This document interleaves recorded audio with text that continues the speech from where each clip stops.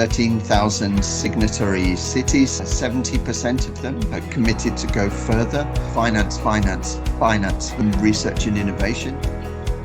And the Deacon, Co-Managing Director, Global Covenant of Mayors, Climate and Energy. Thank you so much for this conversation. I appreciate you taking the time for WGIC. For the benefit of the WGIC members and also the broader geospatial community, can you tell us about the Global Covenant of Mayors for Climate and Energy? What is GCoM's charter and how does it fulfill it? Yes, of course, and thank you, and to WGIC members as well. So the Global Covenant of Mayors is the world's largest alliance of cities taking action on climate, now numbering 13,000 signatory cities spread right across the globe, each of whom has committed to take action that's at least as ambitious as their respective national governments. More than 70% of them are committed to go further, so to a deeper level of emissions reduction, and around half have committed to deliver that level of emissions reduction faster than their national governments. So we're seeing a large group of subnational city actors who are willing and who have made concrete commitments to move faster than national governments. All of those commitments being supported by information gathering on emissions inventories, and 7,000 of those cities with action plans in place, and the others working to develop those. And we see our role as being the global umbrella organization to support our networks of 13 regional and national covenants of mayors who are providing support to those cities in both preparing those action plans, but also in advancing projects for investment and implementation, all towards the overarching goals of helping to deliver the Paris Agreement on climate change. Fantastic. That's a great achievement that more than 7,000 cities have already their climate action plans in place. That's really heartening to know. Just getting a little more deeper into the GCoM's activities, would you want to cite any of GCoM's recent initiatives or programs through which it is furthering these objectives? Fantastic. Yes, very good. So we have a set of key initiatives that support the delivery of our strategic goals, which are to continue to grow our alliance, to deepen standing, and helps to fill those and enable them to progress along their climate action journey. So would you want to share some examples of how these programs and initiatives are bringing very tangible outcomes or benefits for cities in furthering their climate action? Yeah, indeed. We recently produced a publication together with WGIC on the value of geospatial data. For example, one of the examples that's in there is around the city of Riga in Latvia, and the way in which it's looking at air quality data and using a combination of remote sensing data and low-cost ground-based sensor technology to improve awareness of and understanding of the kind of levels of air pollution within the city, to help with action planning both on climate but also on clean air, to improve the quality of life for residents there. We've seen elsewhere, for example, in parts of Latin America, work on improving risk and resilience at city level. So work starting to think about climate adaptation and the role of nature in cities. And we've seen very large, for example, urban reforestation or tree planting programs in some cities. And that, then being supported again by a combination of ground-based digital information, but also remotely sensed information around temperature and shading and tree cover, for example. Fantastic. Are you seeing these cities acting on these reports and these data sets and these solutions and making real progress with their climate action? Yes, I mean, for example, the hazard that is most frequently reported from our annual exercise to capture information from as many of the GCoM signatory cities as possible is overheating. And exposure to heat waves and extreme heat in cities is an issue that's risen rapidly up the agenda over the past few, kind of annual weather cycles. And we've now seen a group of 10 pioneer cities come forward through the Cool Coalition that's supported by the UN Environment Programme and put in place chief heat officers and start to come forward with heat action plans. But obviously, the role of geospatial data in understanding heat distribution patterns within cities is then important, and both to be able to inform citizens, but also to prepare action plans to protect and improve public health. That's really commendable how cities are taking action. So that brings me to my next question, Andy. In your rich experience of working with GCoM and previously with Future Climate and other organizations, and also your interactions with city administrations and mayors across the world, what do you see as the top 3 challenges for cities for climate action? And how is GCoM enabling cities to overcome these? Yes, I think if I asked certain of our mayors, the answer would be finance for all 3. But I would definitely say that finance and investment to be able to turn action plans into reality and help to realize them has been particularly important. And we have a global partnership with the World Bank and European Investment Bank through this thing called the City Climate Finance Gap Fund to provide feasibility support to help turn city climate action plans into baskets of projects that can move forward for investment. And now several hundred projects that have come into a pipeline to receive support from that facility, but we need many more of those, and to multiply in particular that early stage feasibility, pre-feasibility support to move projects towards investment. I do think also that data for risk assessment is important. You mentioned previous roles. I've also been engaged at central government level previously in my career in the UK, in the climate risk assessment for the UK as a whole, a programme called the UK Climate Impacts Programme, and that led the way in setting out risk and vulnerability information on a probabilistic basis to help both, in that case, central government, but also local government decision makers factor in future changes in climate into decision making. And we're increasingly seeing mayors out in the media as first responders after climate disasters, and being able to better predict those, to prepare and adapt, both to protect valuable infrastructure assets as well as the population, is really important. And I do think that there's a strong role for data and information to play there.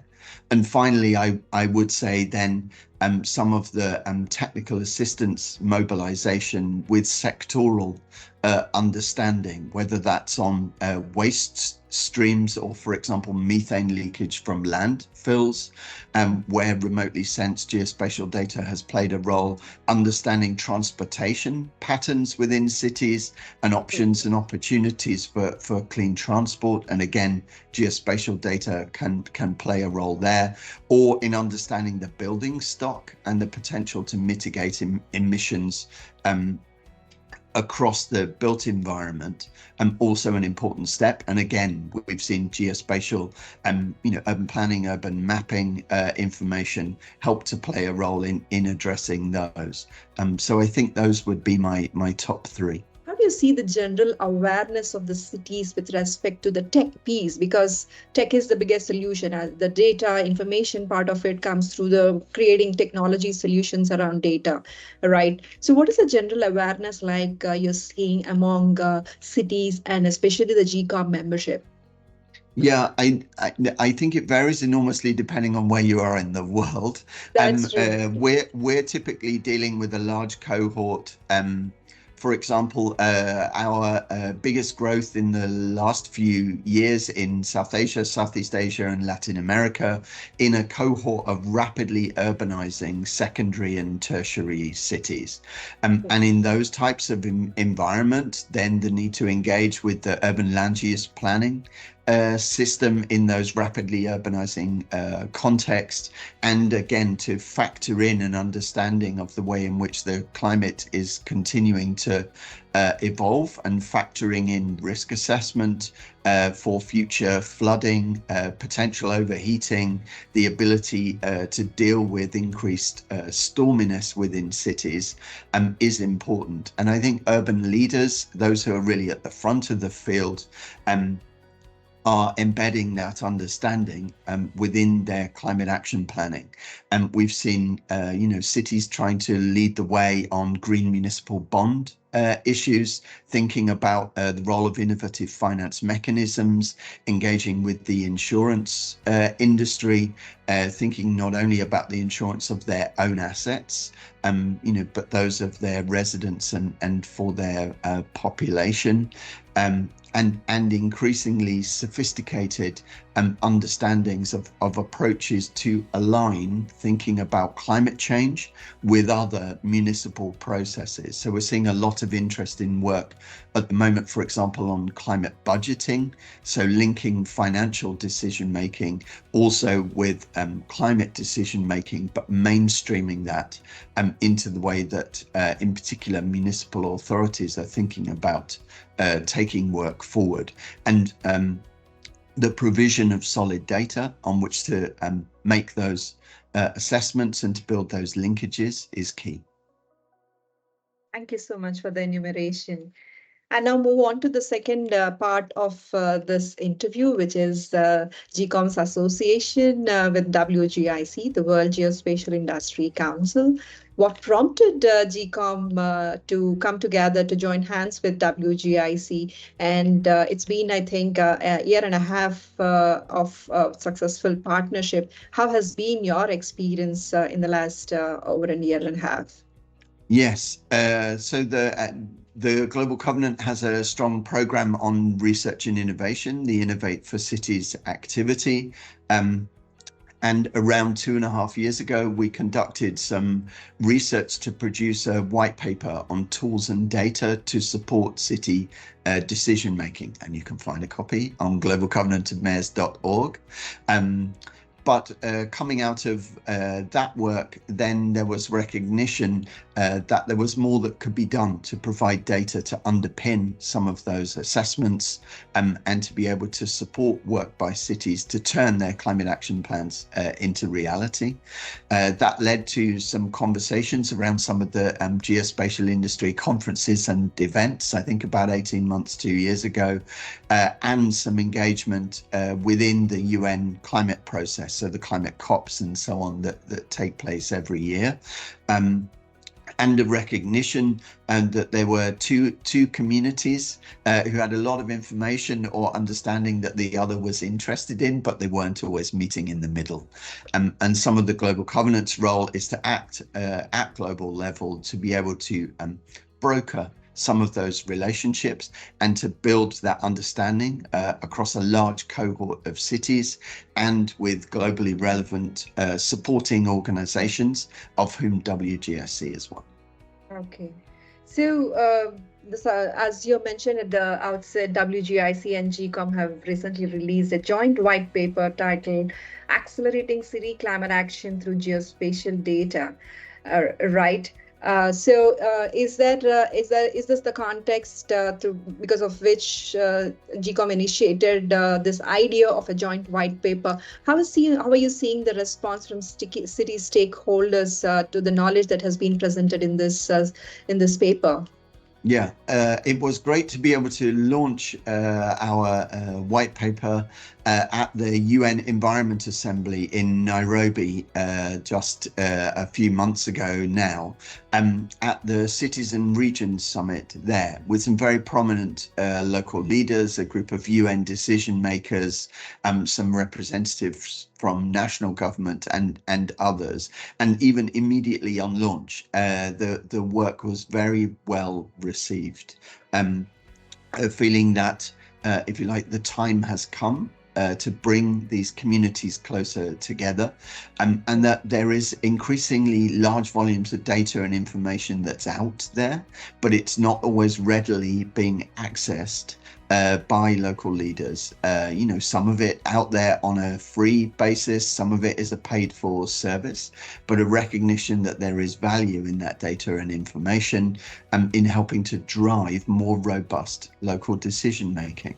And I do think that issue is coming increasingly to the fore, with local leaders being asked to justify local budget decisions, and to better predict likely future risks and hazards within their cities. And there's certainly a role for the coming together of these communities through this type of work to then bring solutions forward.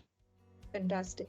So any specific outreach activities are you planning to take this knowledge and information closer to the city stakeholders? Yes, so as part of the Innovate for Cities initiative, then we hold a major global conference every 2 years, jointly with partners from UN Habitat, and Innovate for Cities 2024 is taking place in Montreal from the 10th to the 12th of September this year, and is a major global moment to bring both the academic, the city practitioner community, wider representatives from civil society organizations, again, international decision-making bodies and others, to identify still where the gaps in our understanding are, but also importantly, activities like this partnership between the Global Covenant of Mayors and the WGIC that are seeking to plug gaps in that understanding and to advance city climate action. And so will be great to be able to bring this work in as part of that debate and consideration. It sits within a global research and action agenda that was established at the previous version of the conference, and a part of a kind of innovation framework that drives that action forward, is then to consider co-design and co-creation of solutions at the subnational level, and the opportunity to do that jointly with WGIC is one that we definitely look forward to following up on. Fantastic. We are looking forward to this.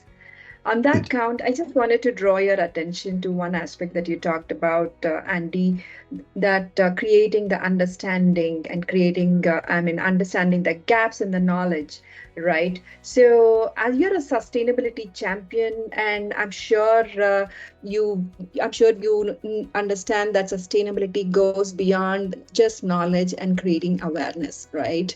So, and I'm sure GCoM and WGIC partnership has taken the first steps, the definitive steps in creating the requisite awareness. But how do you see these two organizations deepen this collaboration to bring about the geospatial knowledge, tools, data, and technology to create solutions that the city stakeholders can best use? How do we work on that moving forward? Yes, very good. We were very pleased with the outcomes from the UN Climate COP last year, COP28 in Dubai.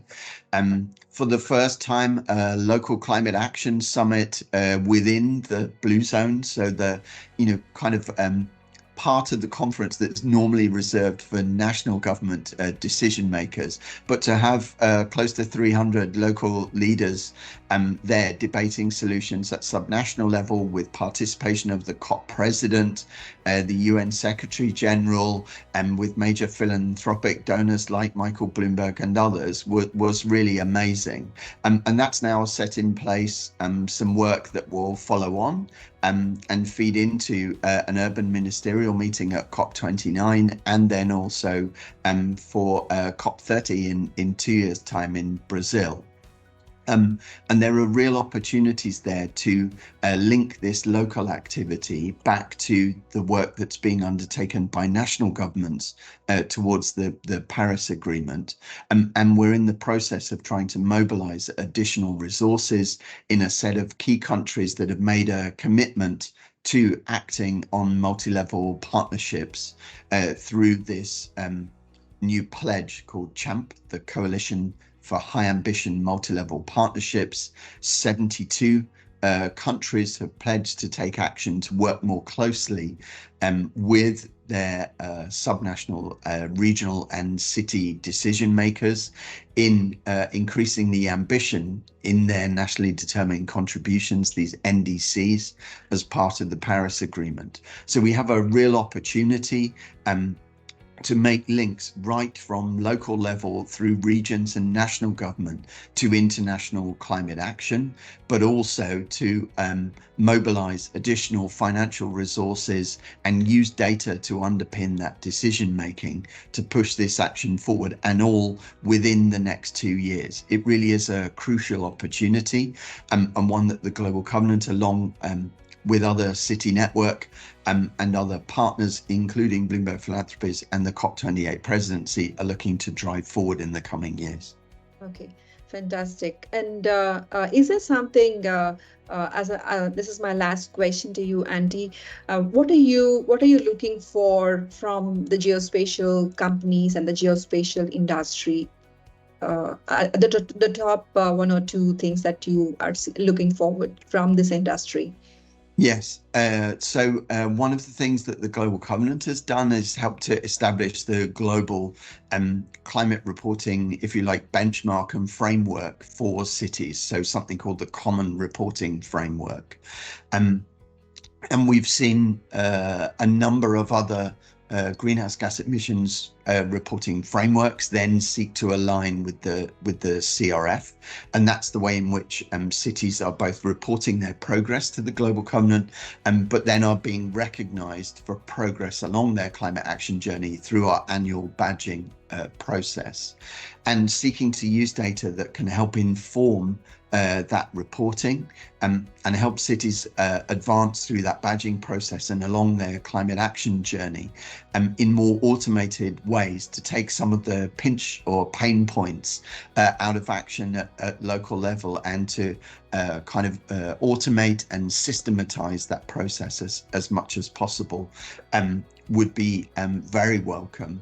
And then secondly, I mentioned that we now have these 3 pillars of activity: so emissions reduction, risk and vulnerability assessment, and energy access and energy poverty.